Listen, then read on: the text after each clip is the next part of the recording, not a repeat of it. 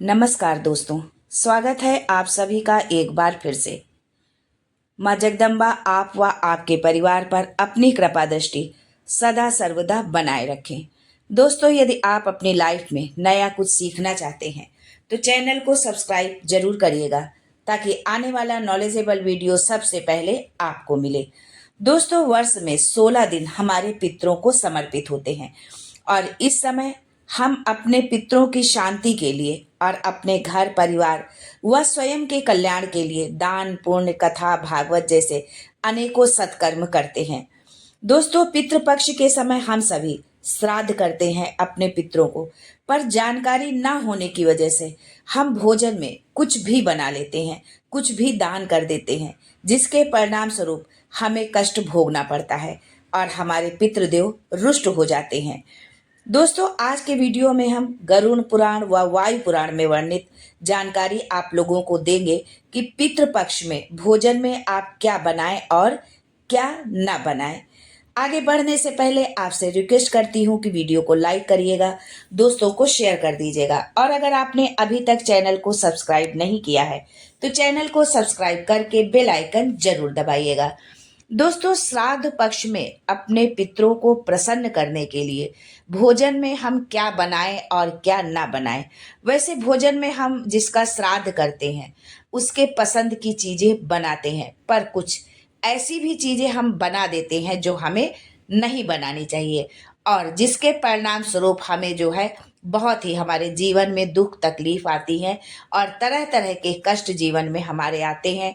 हमारे घर परिवार में, हमारे बच्चों के साथ में, हमारे पति के साथ में अनेकों तरह की घटनाएं इस तरह की घटने लगती हैं, जिसका कारण भी हमें नहीं पता होता, क्योंकि जो हमने किया है वो हम अनजाने में कर देते हैं। इसलिए ये भूल अगर आपने अभी तक की है तो अब आगे आप इस भूल को न दोहराएं, इसलिए वीडियो को पूरा अंत तक जरूर देखिएगा। दोस्तों, श्राद्ध की दो प्रक्रिया होती है, एक होता है पिंडदान और दूसरा होता है ब्राह्मण भोजन। यानी कि जब हम किसी भी अपने पूर्वज का श्राद्ध करते हैं तो सबसे जरूरी होता है पहले कि हम पिंडदान करें और मंत्रों के द्वारा हम उनका आवाहन करते हैं तो वो पितृ हमारे आते हैं और भोजन ग्रहण करते हैं, हमें आशीर्वाद देते हैं अपना। और दूसरा होता है ब्राह्मण को भोजन कराना, कि हम पिंडदान के बाद जब तक हम ब्राह्मण को भोजन नहीं कराते हैं तब तक हमारा वो पिंडदान पूर्ण नहीं होता, हमारी श्राद्ध की जो एक प्रक्रिया होती है वो पूर्ण नहीं होती है और हमें उसका फल भी नहीं कोई मिलता है। मृत्यु के बाद जो लोग देवलोक या पितृलोक में पहुंचते हैं जो है वो मंत्रों के द्वारा बुलाए जाने पर वो तत्क्षण उस लोक में श्राद्ध देश स्थान पर आ जाते हैं। यानी कि जब हम पिंडदान करते हैं और मंत्रों का हम उच्चारण करते हैं तो उन मंत्रों के से हम अपने जो है पूर्वजों को, पितरों को हम बुलाते हैं, तो वो उसी क्षण जो है जहां पर हम श्राद्ध कर रहे हैं, जिस जगह पर है, जिस स्थान पर है, जिस गांव पर है, जिस देश में है, जहां पर भी हम उपस्थित है उस स्थान पर वो जो है उसी क्षण जो है वो उपस्थित हो जाते हैं। क्योंकि वो जो है मन, जैसे मन की गति होती है, मन का वेग होता है, उस वेग के अनुरूप जो है वो चलते हैं। निमंत्रित ब्राह्मण के माध्यम से वो भोजन कर लेते हैं। जिन ब्राह्मणों को हम भोजन कराते हैं उनके माध्यम से ही वो उस भोजन को ग्रहण करते हैं। सूक्ष्मग्राही होने से भोजन के सूक्ष्म कणों से उनका भोजन हो जाता है। भोजन का जो अति सूक्ष्म कण होता है, बहुत ही वो सूक्ष्म होते हैं, इसलिए वो बहुत ही सूक्ष्म कणों से ही उनका भोजन हो जाता है और वो तृप्त भी हो जाते हैं। ब्राह्मण को भोजन कराने से पूर्वज स्वर्गलोक का आनंद प्रदान करते हैं। जब हम पितृपक्ष में, श्राद्ध पक्ष में जब हम ब्राह्मणों को भोजन कराते हैं तो हमारे पितरों को जो है जो सुख की अनुभूति होती है वो ऐसी होती है कि जैसे उनको जो है स्वर्गलोक का आनंद मिल रहा हो। तो जिन पूर्वजों ने, जिन माता पिता ने या हमारे दादी बाबा, हमारे कोई भी पूर्वज हैं जिन्होंने जो है अपना सारा जीवन जो है हमको यहाँ तक पहुँचाने में लगा दिया, उनके लिए कम से कम हम 16 दिन तो निकाल ही सकते हैं कि उनका जो है जल दें, उनको तर्पण दें, उनका श्राद्ध करें, ब्राह्मण को भोजन कराएं और जो है इस तरह के हम वो सारे कार्य करें जिससे हमारे पितृ प्रसन्न होते हैं और हमें जो है उनका आशीर्वाद भी मिलता है। महाराज मनु ने भी कहा था कि ब्राह्मण के मुख से देवता हव्य को और पितर कव्य को खाते हैं। पितरों को ये बताया गया है कि वो अपने कर्मों के अनुसार अंतरिक्ष में वायु शरीर धारण करके रहते हैं। जिनका जैसे कर्म होता है उस अनुरूप जो है वो वायु रूपी शरीर धारण करते हैं और वो अंतरिक्ष में जो है विराजमान रहते हैं। अंतरिक्ष में रहने वाले इन पितरों को श्राद्ध पक्ष आ गया है, इस बात का उनको बहुत इंतजार रहता है। मतलब उनको पूरे वर्ष भर इंतजार रहता है इन 16 दिनों का कि कब वो पितृपक्ष के दिन आएंगे और कब जो है हमारे परिवार के लोग जो है, हमारे बच्चे, हमारे पोते हमको जो है याद करेंगे, हमको भोजन कराएंगे। इस बात का उन्हें जो है बहुत ही बेसब्री से उनको इस बात का इंतजार रहता है।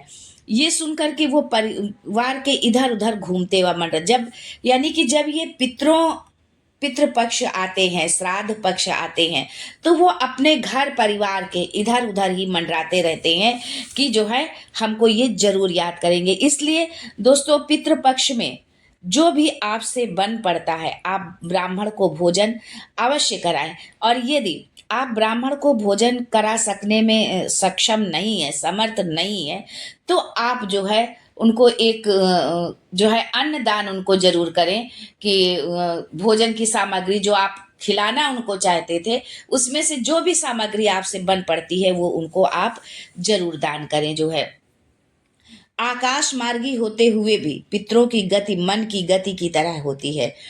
आकाश मार्ग में ये रहते जरूर है लेकिन इनकी जो गति है मन की तरह गतिमान होते हैं। स्मरण मात्र से कि जब हम इनको याद करते हैं, स्मरण मात्र से ही ये श्राद्ध जहाँ हम कर रहे होते हैं, जिस घर में, जिस स्थान पर, जिस गांव शहर में, जिस देश में, वहां पर ये हमारे स्मरण करने मात्र से ही उपस्थित हो जाते हैं और ब्राह्मणों के साथ भोजन करके वो तृप्त हो जाते हैं। इनको जो है सब लोग इसलिए नहीं देख पाते हैं क्योंकि इनका शरीर जो है हवा की तरह होता है। अब अगर बहुत से लोग हमारे सनातन धर्म की जो है हंसी उड़ाते हैं कि पितरों को भोजन करा रहे हैं जो इतने दिन पहले जो है दिवंगत हो गए, मर के चले गए हैं, तो वो उनका और वो दिखते नहीं है, तो वो इसलिए नहीं दिखते क्योंकि उनका जो शरीर होता है वो हवा की तरह होता है। जिस तरह से हमको हवा जो है हमें दिखाई नहीं देती, हमें नजर नहीं आती है, उसी तरह से पितृ भी हमारे आसपास ही होते हैं इस पितृ पक्ष के दौरान में और वो हमको नजर नहीं आते हैं। इनको तृप्त करने के लिए श्राद्ध में आप क्या बनाएं और क्या ना बनाएं ये जानना तो बहुत ही जरूरी है क्योंकि अनजाने में हम कई बार बहुत ऐसी भूल कर देते हैं जिसका परिणाम हमें भुगतना पड़ता है। तो हम अच्छे से ये जान लेते हैं कि श्राद्ध पक्ष में हमको क्या बनाना चाहिए, क्या नहीं बनाना चाहिए, यानी कि ब्राह्मण को हम भोजन में क्या खिलाएं, क्या ना खिलाएं, किस तरह से हम जो है ब्राह्मण का आवभगत करें, उनकी सेवा करें और जिससे हमारे पितृ प्रसन्न हो और अपना भरपूर आशीर्वाद हमको दे करके जाएं। जो है सबसे पहले कि भोजन में आप दाल ना बनाएं, रोटी ना बनाएं। दाल तो आपको किसी भी प्रकार की नहीं बनानी चाहिए, चाहे वो उड़द की दाल हो, मूंग की हो, चने की हो, कोई भी दाल हो, आपको दाल बनानी ही नहीं है। पक्की रसोई आपको बनानी है, यानी पूड़ी बनाइए, सब्जी बनाइए, कच्ची रसोई आपको नहीं बनानी है। सब्जी में खीर तो आप जरूरी बनाइए और सब्जी में आप कद्दू का जो है विशेष महत्व होता है, इसलिए कद्दू जरूर आप बनाइए। बहुत लोग इसको काशी फल के नाम से भी जानते हैं।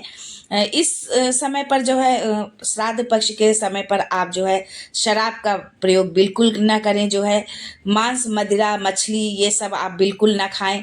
यदि आप ऐसा करते हैं तो पूर्वज रुष्ट होकर चले जाएंगे और बहुत बड़ी आपको दिक्कत हो जाएगी। आपके घर परिवार के, आपके पति बच्चों को बहुत बड़ी मुश्किल का सामना करना पड़ेगा। इसके परिणाम स्वरूप आपको जो है इसका जो परिणाम भी आपको भोगने ही पड़ेंगे क्योंकि जो हम गलती करेंगे उसका परिणाम हम ही भुगतेंगे, हमारा घर परिवार ही भुगतेगा, हमारे बच्चे भुगतेंगे उसको। इसलिए इन सब चीज़ों का बहुत ही आप ध्यान रखें। इसलिए आपसे ये हाथ जोड़कर निवेदन है कि आप पक्की रसोई बनाएं जिसमें आप मीठा बनाएं, जलेबी बना लें, खीर बना लें, लेकिन भूल कर भी कच्ची रसोई आप ना बनाएं। ब्राह्मण के भोजन करने के पश्चात ब्राह्मण की हथेली पर आप 2 चीज जरूर रखिए, एक है तुलसी का पत्ता और दूसरे हैं तिल के दाने।